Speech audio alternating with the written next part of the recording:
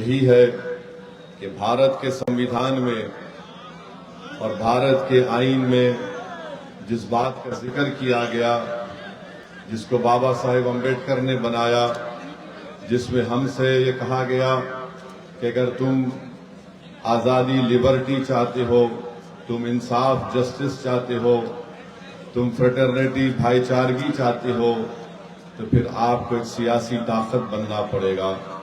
उसी संविधान में उसकी दफा 14 ये कहती है कि भारत में सबको बराबरी के हुकूक मिलेंगे, हिस्सेदार बनाया जाएगा, जिसको हिंदी में सामंता कहते हैं। मेरे अजीज दोस्तों और बुजुर्गों, यही लड़ाई मजलिस इत्तेहादुल मुस्लिमीन की बुनियादी लड़ाई है।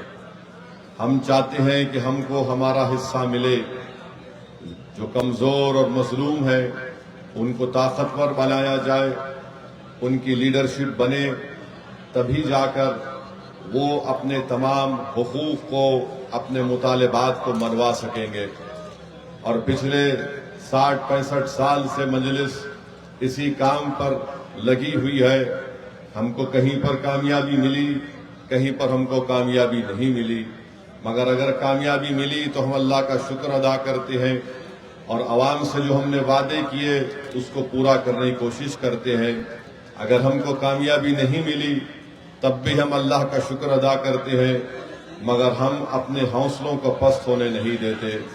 यही पैगाम मैं आज इस सरजमीन पर बसने वाले गयूर अवाम को देने आया हूं कि पिछले 5 साल पहले आप और हमने मिलकर बड़ी मेहनत की, हमको कामयाबी नहीं मिली, मगर हमारे हौसले आज भी बुलंद हैं और कल भी रहेंगे। मुझे यकीन है कि इंशाअल्लाह ताला आने वाले विधानसभा के चुनाव में आप अपना एक वोट मजलिस के पतंग छाप के निशान पर बटन दबाकर अपने सियासी शऊर का सबूत देंगे। आज मसरूर आलम साहब हमारे दरमियान में नहीं है, मगर मजलिस को एक उम्मीदवार यहां से खड़ा करना है, तो मैं आपके दरमियान में खड़े होकर इस बात का ऐलान कर रहा हूं कि इंशाअल्लाह ताला इस विधानसभा से अब की बार मजलिस इत्तेहादुल मुस्लिमीन के उम्मीदवार मेरे भाई जनाब शान अली खान साहब रहेंगे। मैं आपसे अपील करता हूं कि आप तमाम मिलकर उनके लिए मेहनत करें, दुआ करें और उनको कामयाब करें, ताकि शेरघाटी के इन गरीब और मजलूम अवाम की आवाज बिहार की विधानसभा में गूंजे।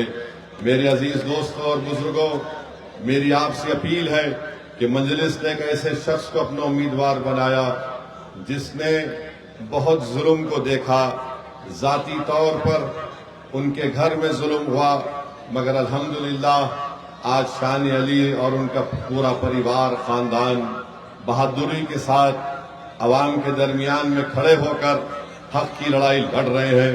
तो मेरी आपसे गुजारिश है कि आप मजलिस के उम्मीदवार को अपनी दुआ और अपने वोटों से कामयाब और कामरान करें।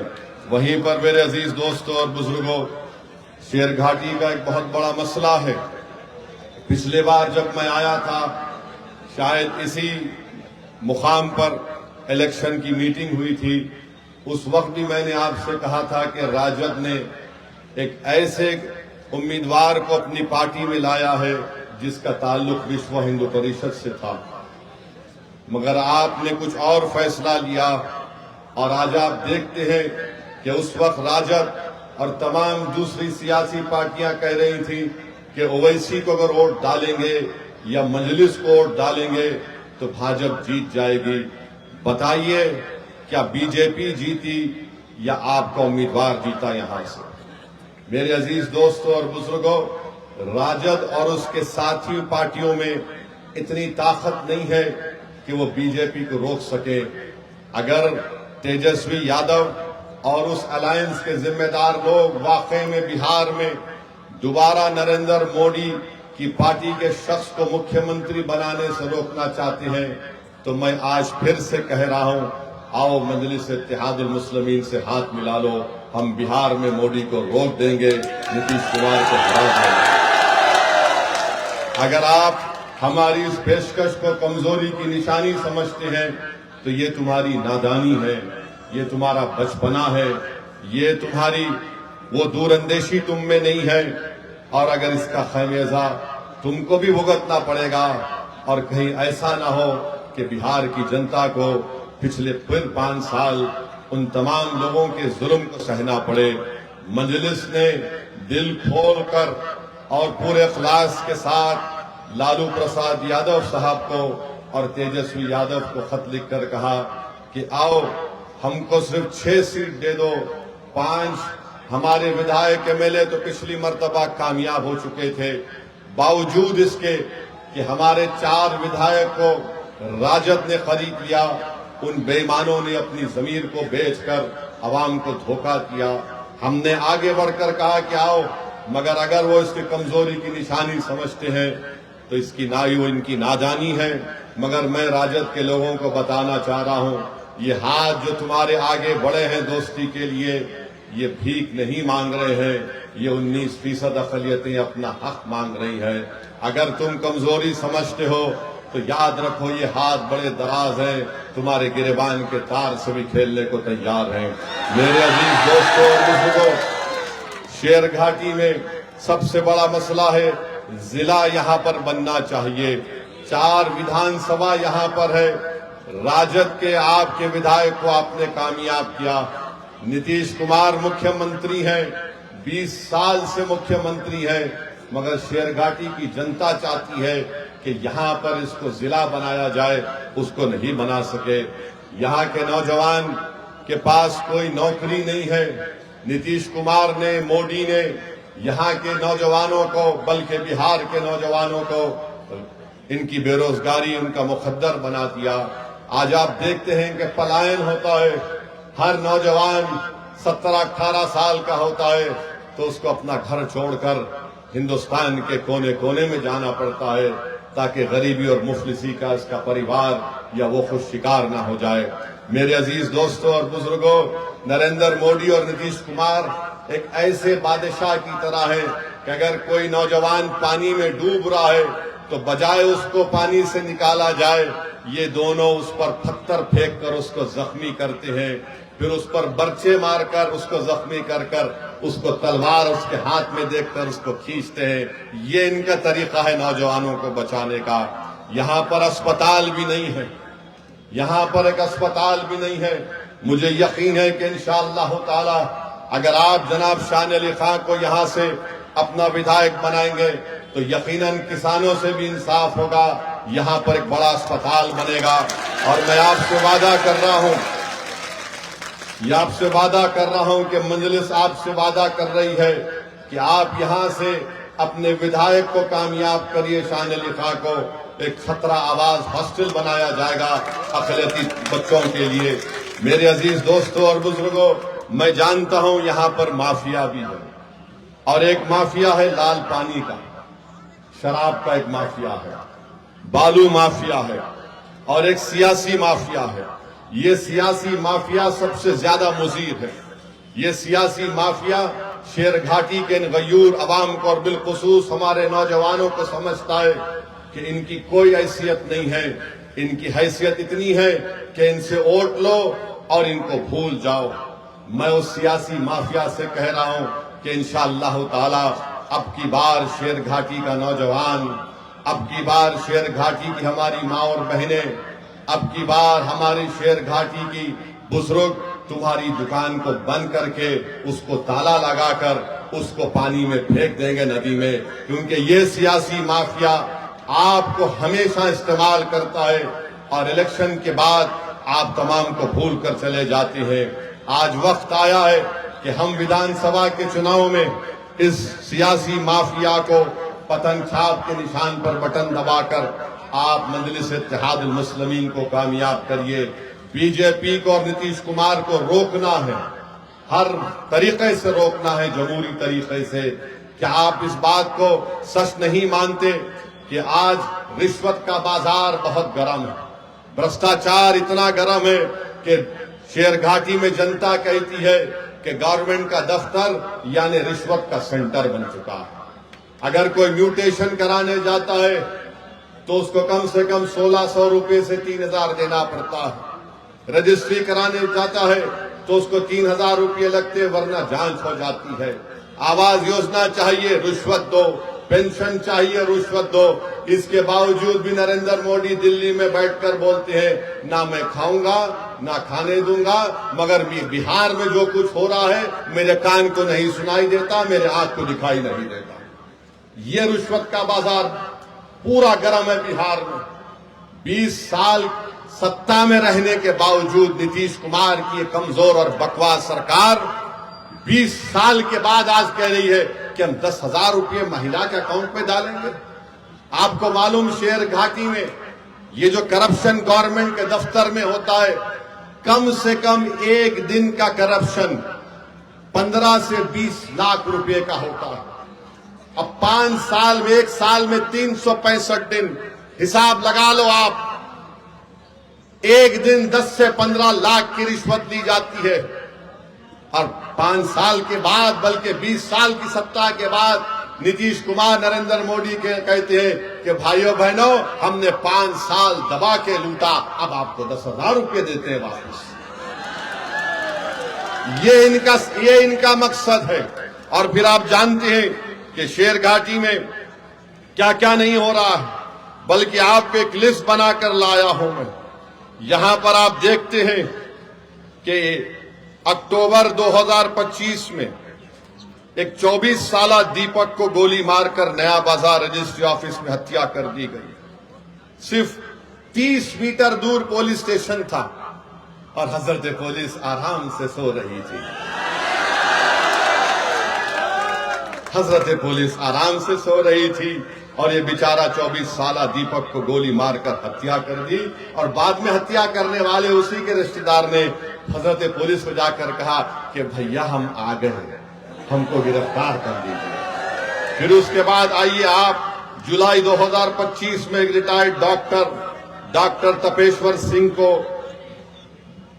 स्कूटर मोटरसाइकिल पर जाने वाले लोगों ने गोली मार दी। मालूम हुआ कि प्रॉपर्टी का, जायदाद का झगड़ा था, नीतीश कुमार को खबर नहीं। फिर जनवरी 2025 में रमा कॉलोनी शेरघाटी में बम ब्लास्ट हुआ, बम बनाते हुए लोगों को, इसका किसी को हजरत पुलिस को पता नहीं। फिर एक 6 साल की बच्ची 2024 में उसको किडनैप किया गया, उससे बदसलूकी की गई उस बच्ची को, और मुरहार नदी में उचिरवन गांव में उसकी लाश मिली। बताइए क्या हो रहा है। फिर आप देखिए, बम बना रहे थे 2025 में काशनार गांव में, 60 बम बना रहे थे। ये क्या कर रही है यहाँ की सरकार। और फिर सैलाब आता है, जैसा कि 2025 के मानसून में गोपालपुर, पलहाट, कुबड़ी में पूरा गांव पानी में डूब चुका है, कलवट बह चुके हैं, यहां पर लोग जा नहीं सकते। ये हाल शेर घाटी का है मेरे अजीज दोस्तों और बुजुर्गों। जीटी रोड और अंदर के गांव जो है शेरघाटी ब्लॉक में रोड ही नहीं है। फिर आप अस्पताल माशाल्लाह जितना बोले उसके बारे में कम है। लॉ एंड ऑर्डर का जिक्र कर दिया, और हर चीज में आप देखते हैं कि किसानों का, उनकी फसल का नुकसान हो रहा है, इसका कोई पैमाना नहीं है। मेरे अजीज दोस्तों और बुजुर्गों, ये हाल आपकी विधानसभा का है। अब आप अंदाजा लगाइए पूरे बिहार में क्या हो रहा होगा। इसके बावजूद भी अगर हम नीतीश कुमार और बीजेपी को नहीं रोकेंगे तो इसका सबसे बड़ा नुकसान बिहार की जनता को होगा, सेकुलरिज्म को होगा, हमारे संविधान को होगा। और मेरे अजीज दोस्तों और बुजुर्गों, सबसे शर्मनाक हरकत हमारे भारत के सुप्रीम कोर्ट में हुई कि एक शख्स जिसका नाम रोशन राकेश किशोर था, इसने चीफ जस्टिस के इजलास में, कोर्ट नंबर 1 में चीफ जस्टिस के सामने जूता उतार कर फेंक दिया उसके कोर्ट में। इसका नाम क्या था? राकेश किशोर। हमारे भारत की सबसे बड़ी कोर्ट, सुप्रीम कोर्ट के जज जो है वो दूसरे दलित जज है। मैं हमारे दलित भाइयों को पैगाम देना चाह रहा हूं, हमारे अंबेडकरवादी आइडियोलॉजी को मानने वालों को पैगाम दे रहा हूं, जो बाबा साहेब अंबेडकर को मानते हैं उनको पैगाम दे रहा हूं, उन भारत के नागरिकों को जो संविधान को मानते हैं उनको पैगाम दे रहा हूं ये तारीखी सरजमीन में खड़े होकर बोल रहा हूं, चीफ जस्टिस ऑफ इंडिया के कोर्ट में एक शख्स अपना जूता उठाकर चीफ जस्टिस के कोर्ट में फेंकता है। मेरे भाई आप बताइए क्या हो रहा है? और जब उस शख्स ने नारा क्या लगाया, सुप्रीम कोर्ट के चीफ जस्टिस के इजलास में नारा क्या लगाया कि सनातन धर्म का अपमान नहीं सहेगा हिंदुस्तान। उसने नारा लगाया और अपनी जेब से उसके कागज भी निकला, उसमें लिखा था कि सनातन धर्म का अपमान नहीं सहेगा हिंदुस्तान। हम मोदी से पूछना चाह रहे हैं, मोहन भगवत से पूछना चाह रहे हैं, नीतीश कुमार से पूछना चाह रहे हैं, बताओ इस शख्स में इतनी हिम्मत कैसे आई कि वो सुप्रीम कोर्ट के चीफ जस्टिस के इजलास में जाकर जूता उठाकर भारत के दूसरे दलित चीफ जस्टिस ऑफ इंडिया की तरफ फेंके। नरेंद्र मोदी 11 साल आपके प्रधानमंत्री की मौजूदगी में नहीं की, हम मानते हो सही नहीं था, मगर दिल्ली पुलिस को क्या हुआ? दिल्ली पुलिस तो मोटर एक्शन ले सकती। और मैं आपको बता रहा हूं, देश को बता रहा हूं, जब हमारी संसद पार्लियामेंट में 2 नौजवान कूद गए संसद में, याद है? कूदे थे। कूदने के बाद एक धुआं उन्होंने छोड़ा, उन पर अनलॉफुल एक्टिविटीज प्रिवेंशन एक्ट लगाया गया। भारत के प्रधानमंत्री, दिल्ली की पुलिस आपके मातहत आती है और आप खाली एक बयान दे दिए, ये बहुत गलत हुआ। अरे आपको तो ये करना चाहिए था कि आप उस शख्स पर जिसका नाम राकेश किशोर है, उस पर यूएपीए लगाते। यूएपीए लगाते, पुलिस खुद से कंप्लेन कर सकती है। अगर उसका नाम राकेश किशोर नहीं होता, उसका नाम असद होता, क्या करते पुलिस? बीजेपी वाले उसको बोलते उठाओ, कनेक्शन मां से है, पड़ोसी मुल्क से आया, आईएसआई, आईसिस, क्या क्या खोलते थे। और ये शख्स कह रहा है कि सनातन धर्म का अपमान नहीं सहेगा हिंदुस्तान। मोदी जी, फर्क उसमें और दूसरों में यह है कि जिस जगह पर मस्जिद को शहीद कर दिया गया था, कोर्ट का फैसला आया कि किसी ने नहीं तोड़ा। सुप्रीम कोर्ट का फैसला आया कि मस्जिद तुम्हारी नहीं है। सुप्रीम कोर्ट का फैसला ट्रिपल तलाक के बारे में आया।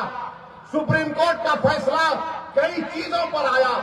हालिया यही सुप्रीम कोर्ट ने इंटरिम ऑर्डर दिया वक्फ कानून के ऊपर, जिससे हमको नुकसान होगा, मस्जिदों को नुकसान होगा। मगर जो संविधान को मानते हैं, जो संविधान को मानकर ने कहा कि हम कोर्ट के फैसले से खुश नहीं है, यह फैसला गलत है। क्या हमने धर्म का नाम लेकर किसी पर जूता उठाया? बताओ ये लोग कौन हैं? ये वो लोग हैं जिनको नरेंद्र मोदी की हुकूमत ने ताकत बख्शी। ये वो लोग हैं जिनके दिलों में जहर उगल दिया गया। ये वो लोग हैं, आज भी ये राकेश किशोर बोलता है कि मुझे किसी चीज की परवाह नहीं है, मुझे कोई गम नहीं है कि मैंने चीफ जस्टिस ऑफ इंडिया के सामने जूता उठाकर फेंका। ये क्या हो रहा है हमारे देश में? इंसाफ की जगह पर इस तरह की हरकत हो रही है और दिल्ली की पुलिस उसको गिरफ्तार भी नहीं करती। मुबारक हो तुम्हारी बहादुरी पर, मुबारक हो कि तुम खामोश बैठे हो। अरे अगर चीफ जस्टिस कंप्लेन नहीं करते तो तुम तो एक्शन ले सकते थे, लेकर जाते हो उसको। उत्तर प्रदेश में बच्चों को पकड़ा जाता है, पीटा जाता है और पुलिस की गाड़ी से उतारकर उनको बोलते हैं कि कान पकड़कर माफी मांगो, क्योंकि उसका नाम राकेश किशोर है। क्या तुम्हारा बाप लगता हो? तुम्हारा ससुरा लगता हो कि तुम उस पर केस नहीं बुक करते? और कोई पोस्टर उठाता है तो 1300 लोगों पे केस बुक हो जाता है, 40 गिरफ्तार हो जाते हैं। सुप्रीम कोर्ट के चीफ जस्टिस के कोर्ट में जूता फेंकता है और ये लोग कोई केस रजिस्टर नहीं करते, पकड़ना तो दूर की बात। ये इंसाफ है, ये हमारे मुल्क का माहौल है, जिस देश के लिए हमने और आपने क्या क्या हमारे बुजुर्गों ने कुर्बानियां दी। दलितों को रुसवा करने की कोशिशें की जाती है, हम दलित भाइयों से कह रहे हैं कि पहचानो इन लोगों को। बीजेपी तुम्हारी दोस्त नहीं बन सकती, मोदी तुम्हारा हमदर्द नहीं बन सकता। भारत की तारीख का दूसरा दलित चीफ जस्टिस ऑफ इंडिया, ये चीफ जस्टिस ऑफ इंडिया के वालिद जो थे, उनके वालिद जब बाबा साहेब अम्बेडकर ने हिंदुइज्म को छोड़कर नागपुर में बौद्ध मजहब को इख्तियार किया तो इनके वालिद साथ थे बाबा साहेब अम्बेडकर के। मेरे भाई, ये हालात है वतन अजीज के। मैं आपसे अपील कर रहा हूं कि आप मुत्तहिदा तौर पर अपने के कोर्ट का इस्तेमाल करिए। राजद की जो आज की लीडरशिप है,